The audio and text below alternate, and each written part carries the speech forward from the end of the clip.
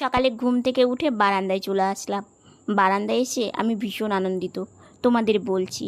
শুভ সকাল বন্ধুরা, এর সাহার লাইফ স্টাইলে তোমাদের অনেক অনেক স্বাগত আর অনেক ভালোবাসা। তোমরা সবাই কেমন আছো? আশা করি তোমরা সবাই খুব ভালো আছো। তোমাদের ভালোবাসা এবং আশীর্বাদে আমরা ভালো আছি। আজকে হচ্ছে বৃহস্পতিবার আর এখন বাজে 9:13। তো নতুন দিন তোমাদের সঙ্গে নিয়ে নতুন একটা ভিডিও শুরু করলাম বন্ধুরা। সকালে দেখো আনন্দিত আমি কেন হয়েছি।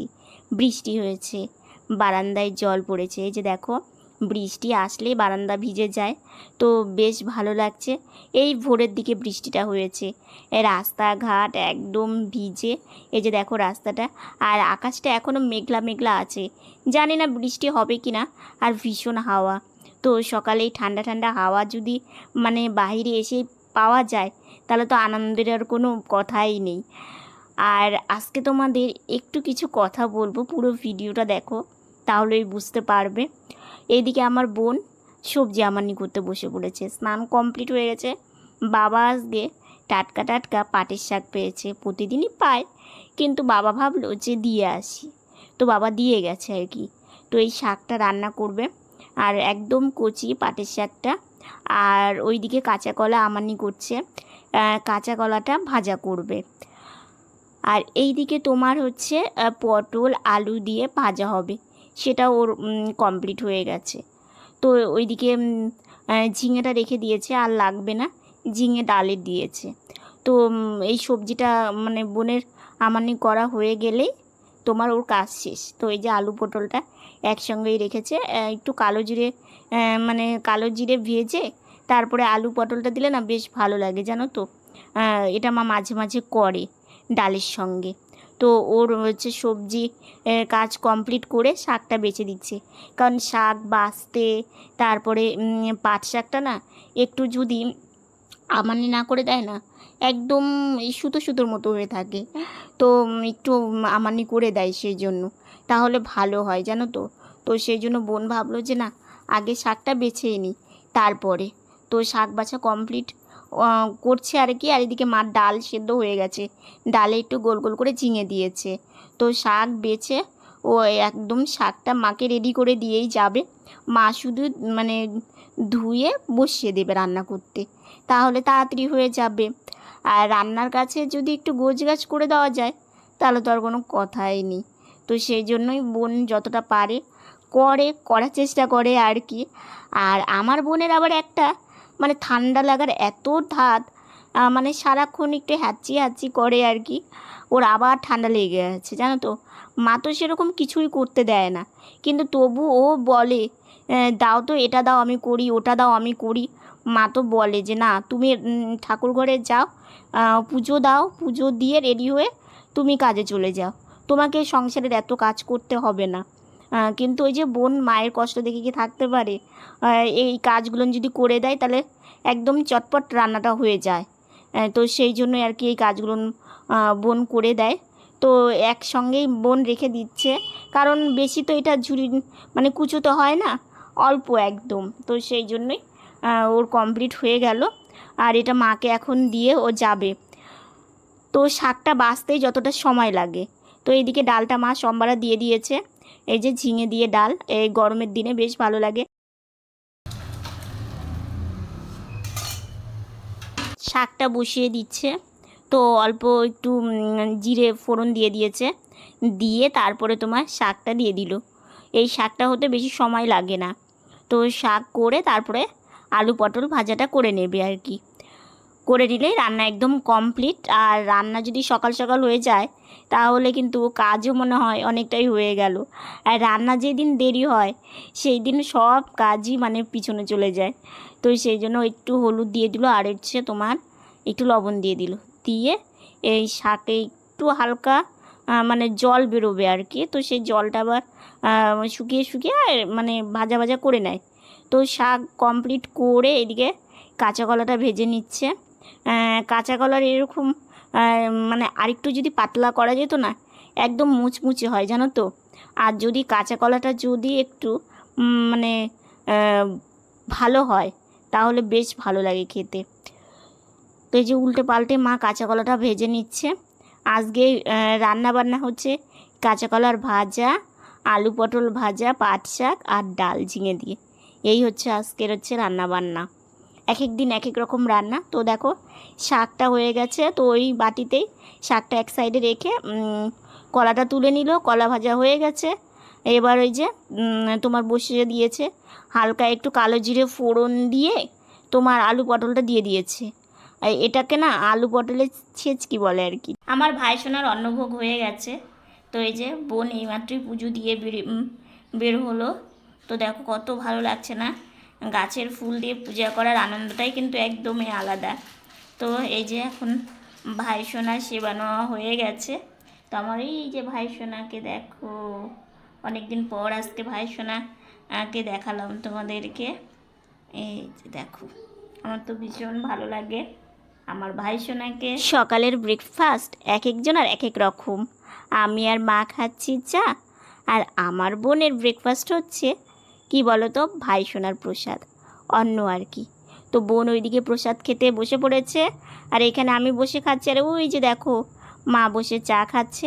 খেতে খেতে একটু দেরি হয়ে যায়, কারণ রান্না বান্না কমপ্লিট করে তারপরে সকালকার ব্রেকফাস্ট করে। কারণ ওইদিকে রান্না বসিয়ে দিয়ে যেহেতু ভাই সোনার সেবা দেওয়া হয়, তো সেই জন্যই। এদিকে দেখো বোন বেরিয়ে গেছে অনেকক্ষণ হলো। তো আমি একটু বারান্দায় গিয়ে বসেছিলাম। সকালে যে বললাম তোমাদের বৃষ্টি হয়েছে, বাইরেটা ভীষণ ঠান্ডা ঠান্ডা হাওয়া, তো ভালো লাগছিলো।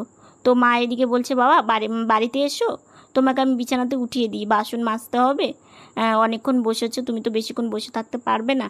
তো সেই জন্য ভাবলাম যে না, আমি বাড়িতেই যাই, গিয়ে একটু বিছানাতে শুয়ে রেস্ট নিই। তো আমাদের দরজাগুলো এত ছোট ছোট যে একটু তাড়াতাড়ি করে ঘরে আসাও যায় না, একটু সময় লাগে। তো এই যে চলে এসেছি ঘরে। তো সামনের দিকে একটু এগিয়ে থাকবো, মা আমাকে বিছানাতে উঠিয়ে দেবে। এইভাবে আসলে না মায়ের অনেকটাই ভালো হয়। আর রৌদ্র না, সকালে আর বৃষ্টি হয়নি, পরে বেশ সুন্দর সূর্য মামা একটু রৌদ্র দিয়েছে। বিকেলে হয়তো আবার গরম, মানে যেমন ছিল তেমনই পড়বে। তো কী করবো, এই যে গরম ঠান্ডা এগুলো নিয়ে চলতে হচ্ছে। থেকে থেকে না মনটা খুব খারাপ লাগে যে আজকে যদি আমি নিজে নিজে একটু বিছানাতে উঠতে পারতাম, তাহলে আমার মায়ের ভালো হতো। এই রকম মানুষেও যে এতটা মানে চিন্তা ভাবনা, এতটা কষ্ট সারাদিন করতে হয়, কি আর বলবো তোমাদেরকে, বলবো সবই। তো এদিকে দেখো বোন আসার পথে কি নিয়ে এসেছে, তালের শ্বাস নিয়ে এসেছে। ওর অনেক দিনের ইচ্ছে ছিল যে একটু তালের শ্বাস খাবে, তো আজকে ওই যে তালের যোগে পেয়ে গেছে আর কি। তো বাবা কিনে দিয়েছে। তো এসেই বলছে মা তাহলে আমি বের করে নিই। ওরা কত সুন্দর দেখো, মানে এটাকে কেটে তারপরে এইভাবে বের করেই দেয়, একটু চামচ দিয়ে বের করলেই হয়ে যায়। তো এটা না একদমই নরম জানো তো, অনেকগুলো নাচে একটু শক্ত শক্ত হয়ে যায়। নরমটাই কিন্তু বেশ খেতে ভালো লাগে, ভেতরে একটু জল জল থাকে আর কি। তো এটা ছাড়িয়ে বোন খাবে। শুভ সন্ধ্যা বন্ধুরা। আজকে দুপুরে খাবার সময় তোমাদের সামনে আসিনি, কারণ দুপুরে আজকে খাওয়া দাওয়াই করিনি। হঠাৎ করে একটু মানে অ্যাসিডিটির মতো হয়ে গেছে, তো খিদেই নেই। তো সেই জন্য আর ভাতও খাইনি, ওই জন্য আর তোমাদের সামনেও আসতে পারিনি। তো গাড়িতে বসলাম, আর সন্ধ্যাবেলা দেখি খিদে পেলে টিফিন করব, আর না পেলে তো করব না। আর তোমাদের আমি কিছু কথা বলবো, সেটা আমি পরে বলছি, কারণ চা খাওয়া দাওয়া চলছে আমাদের এখন। তো মা বসে আছে, বোন বসে আছে। বোন কিছু বল। আজকে কাজ থেকে আসে আমি খাইনি কিছু, তো এখন একটু চা আর চিড়া ভাজা খাবো। আর আজকে আসার সময় কি নিয়ে আসছিলি? তালের শ্বাস, মানে অনেকদিন আগে বাবাকে বলেছিলাম কি তালের শ্বাস নিয়ে একটু খাবো। তো বাবার যেখানে দোকান সেখানে সব জায়গায় খুঁজে খুঁজে পাইনি। আর আমাদের এখানটা বাস স্ট্যান্ড আছে, ওখানে আমি ওদিক দিয়ে আসি, তো ওখানেই ওখানে বসেছিল। বাবাকে একদিন বলেছিলাম কি বাবা দেখো ওখানে মানে দোকানটা বসেছে, বাবাকে বলিনি যে খাবো।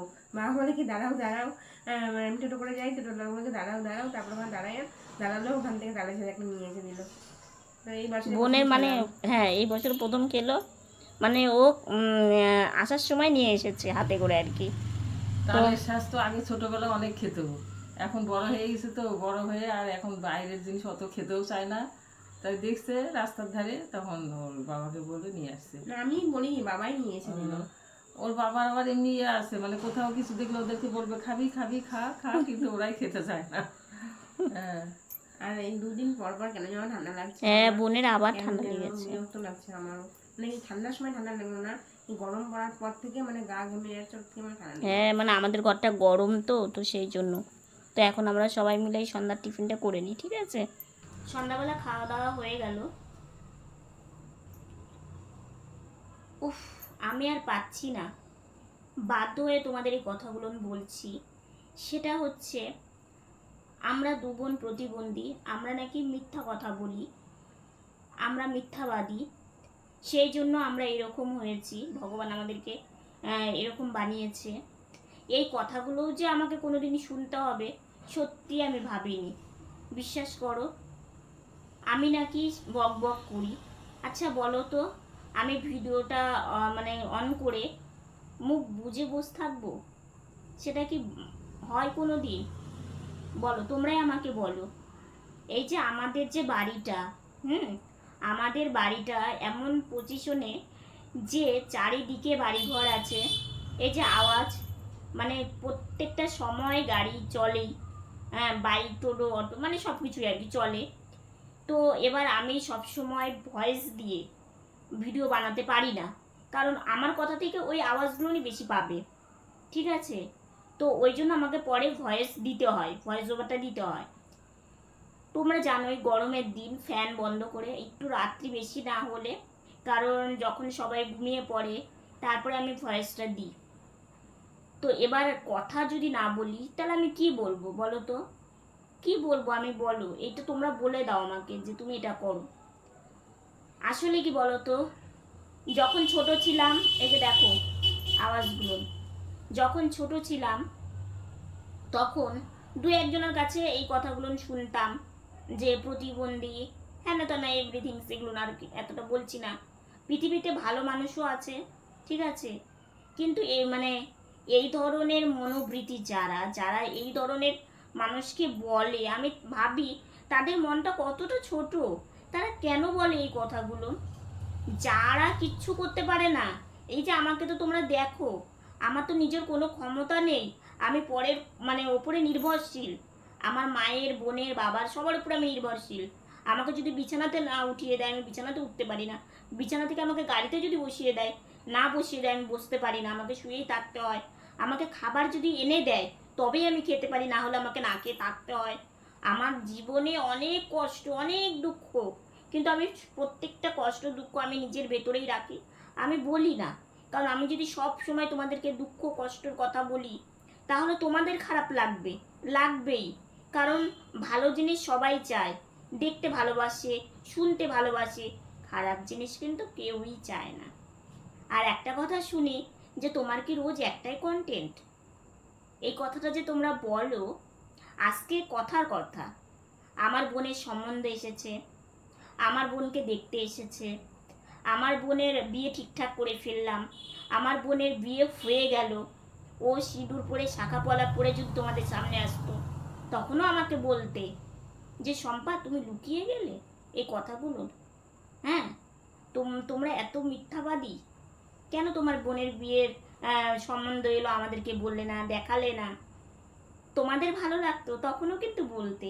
আর আজকে যখন আমি দেখাই যে আজকে এই কথা বলেছে, কালকে ওই কথা বলেছে, আজকে ছেলে কি করে, এগুলো তোমাদেরকে যখন জানাই তখন বলো যে তোমার কি একটাই কন্টেন্ট? আমি সবাইকে বলছি না, আমি আবারও বলছি আমি সবাইকে বলছি না, আমার কিছু বন্ধু, দুই এক বন্ধু আছো যে তোমরা এইভাবে বলো, খারাপ লাগে, বিশ্বাস করো। আমি তো মানুষ, তাই না? আমি চারটা দেওয়ালে সারাটা দিন বন্ধ থাকি, আমি বাইরে কোথাও যেতে পারি না, আমার ইচ্ছে থাকলেও আমি যেতে পারি না, কারণ আমার বাবা মা ব্যস্ত, আমি তাদেরকে বলতে পারি না যে আমাকে একটু ঘুরতে নিয়ে চলো।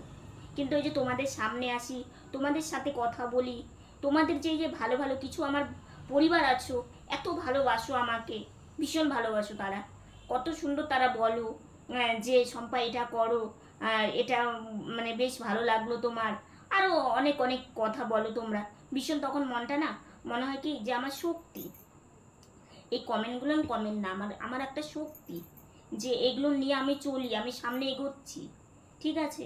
যখন আমি এই ধরনের কথাগুলো শুনি যে মানে তুমি একটাই মানে কন্টেন্ট নিয়ে কথা বলো, তো যেটা হচ্ছে সেটাই বলছি, বাড়তি কিছুই আমি বলছি না। আর একটা কথা আমাকে শুনতে হয়, ওই যে বক বক, বলো, এগুলো ভালো লাগে বলো তো? আমি তো তোমাদের সাথেই কথা বলি নিজের মনটাকে একটু ভালো রাখার জন্য, একটু হালকা করার জন্য, তাই বলি। কষ্ট করে একটু নয় শুনলেই আমার বকবকানি। কারণ দেখো, তোমরা তো জানো তোমাদের শম্পা আর 5টা মানুষের মতো না, আর 5টা মানুষের মতো মিশতে পারে না। সে তো সারাদিন বাড়িতে থাকে, বললোই বা আমাদের সাথে কথা, তাতে কি হয়েছে বলো? তোমাদের হ্যাঁ জানি সবাই ব্যস্তময় জীবন, সবার অনেক কাজ থাকে, তার মধ্যে দিয়েও একটু কষ্ট করলে আমার জন্য। হয়তো দেখো মানে মনটা খারাপ তাই অনেক কিছু বলে ফেললাম, যদি মানে ভুল ভ্রান্তি কিছু হয়ে থাকে ক্ষমা করে দিও। আমি সবাইকে বলিনি, ঠিক আছে? তোমরা মনে কিছু করো না। আমি ভুল করে থাকলে আমাকে বলো যে এটা ভুল করছো, আমি মেনে নিব, বিশ্বাস করো। তো অনেকটা কথা বলে ফেললাম, আজকের ভিডিওটা বেশি বড় করছি না, এতটুকুনি। ভিডিওটা যদি ভালো লেগে থাকে লাইক কমেন্ট শেয়ার করো। তোমরা ভালো থেকো, সুস্থ থেকো, সাবধানে থেকো। নতুন ভিডিও নিয়ে খুব তাড়াতাড়ি তোমাদের সামনে আসছে। Good night.